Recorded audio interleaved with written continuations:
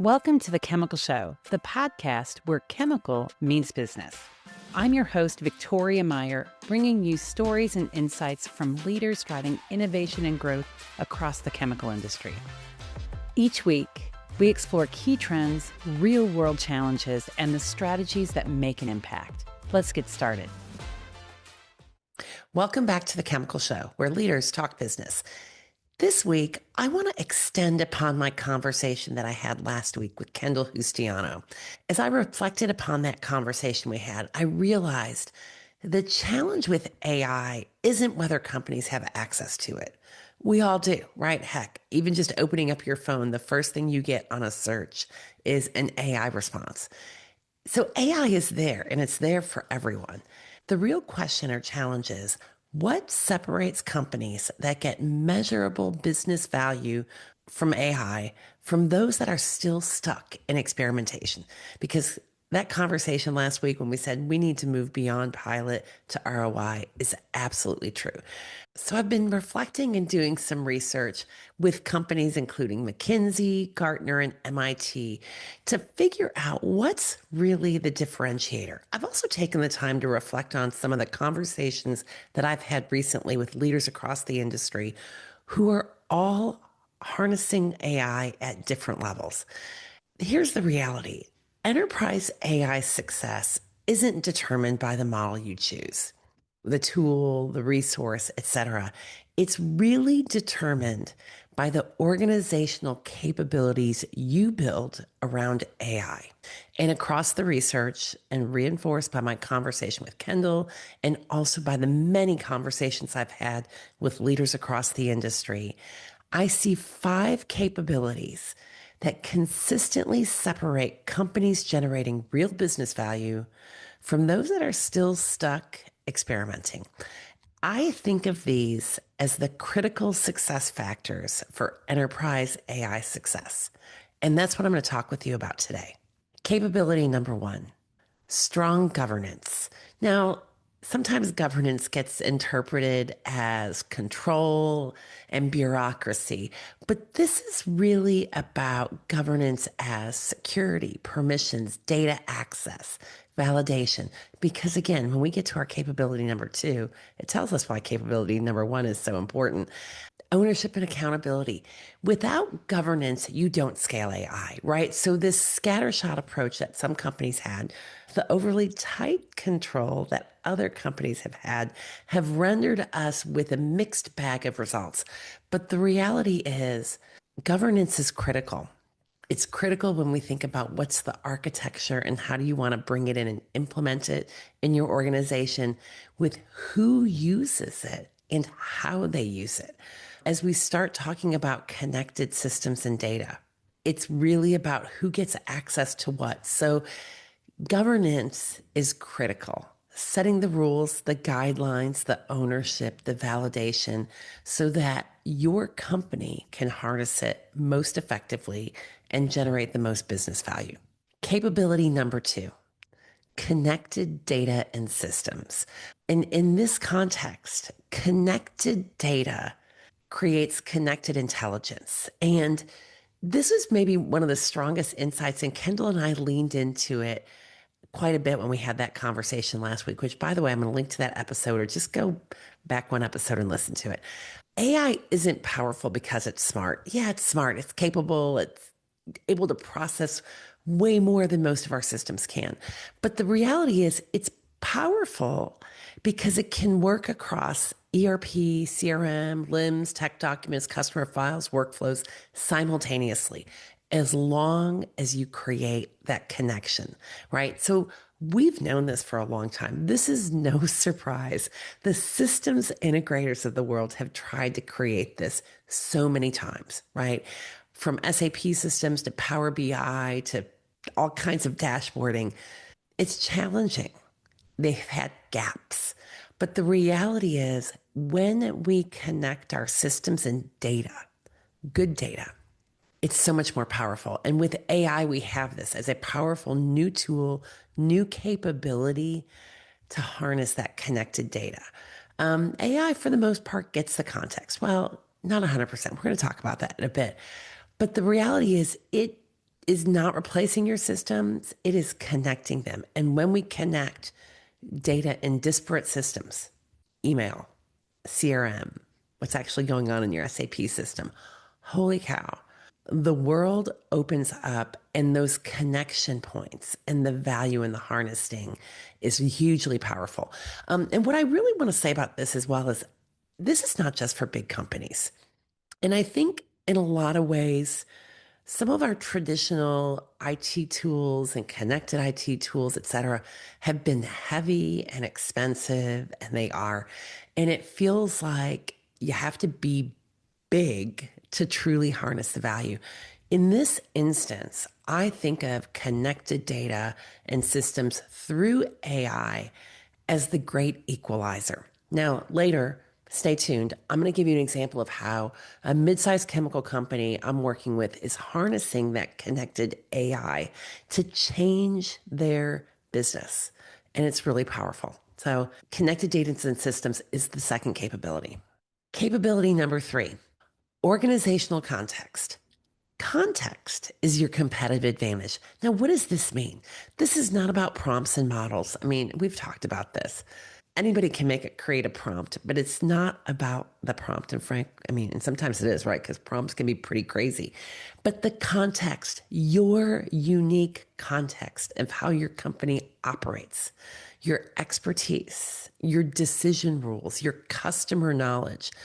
Connected systems only go so far, right?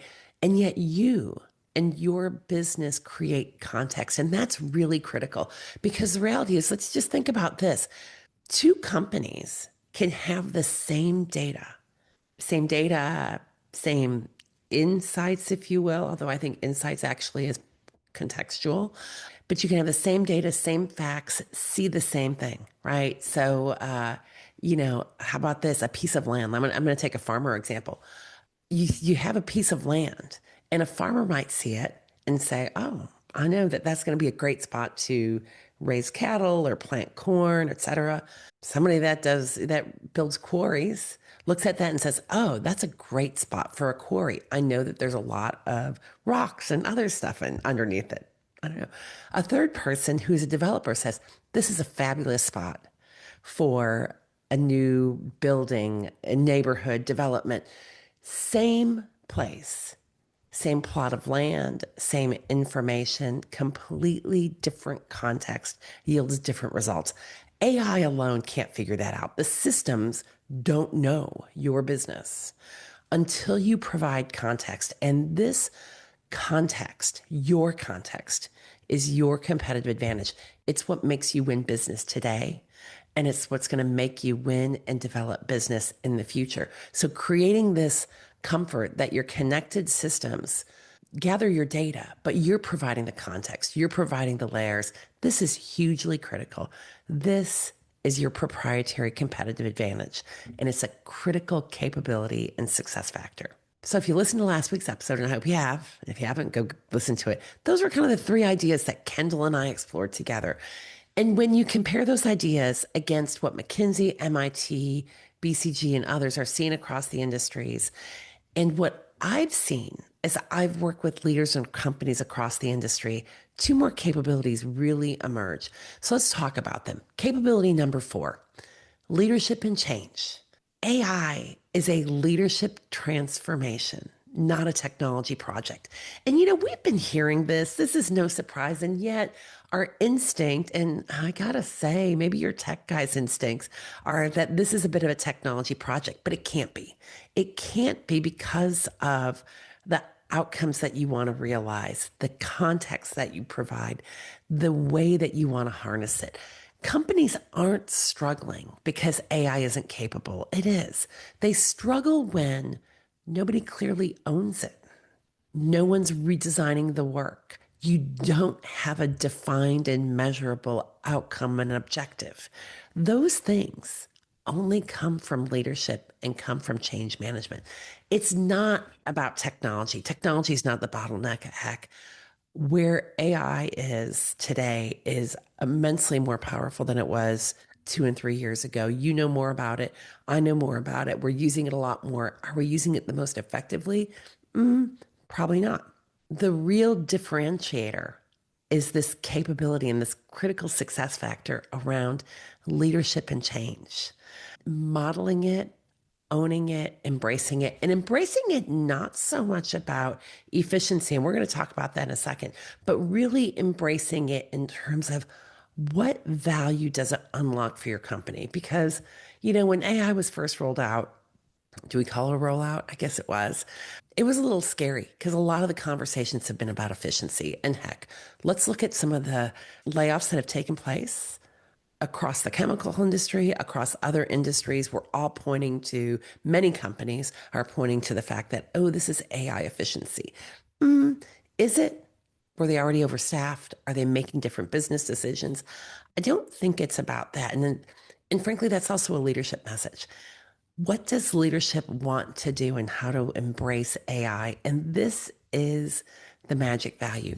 And frankly, leadership needs to embrace it. And they need to work with their people. They need to own it, work with their teams, and create it. So I promised you a story at a recent board meeting for a mid-sized chemical company that I was at. The CEO of the company is the AI champion for the company. First of all, phenomenal.